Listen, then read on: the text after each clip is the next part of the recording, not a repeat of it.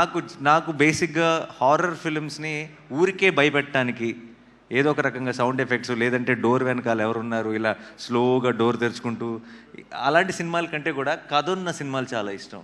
ఒక కథ ఉండి ఒక ఇమోషన్ ఉండి ఉంటే నాకు చాలా ఇష్టం. అందుకే నాకు ఇంగ్లీష్లో కూడా చాలా ఫిల్మ్స్ వస్తాయి, కానీ నాకు కంజూరింగ్ చాలా ఇష్టం.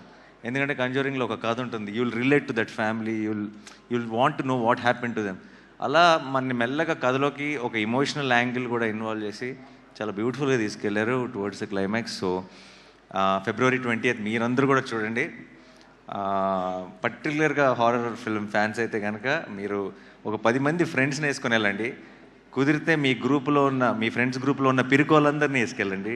It will be an enjoyable experience. నాకు తెలిసి జనరల్గా హారర్ సినిమా థియేటర్లోనే చూడాలి. ఎందుకు చూడాలంటే నెక్స్ట్ ఏం వస్తుందో అన్న భయంతో థియేటర్లో కొంతమంది అరుపులు లేదంటే జోకులు వేయడం మొదలెడతారు. అది భయం లేదు అని ప్రూవ్ చేసుకోవడానికి కొంతమంది ట్రై చేస్తారు.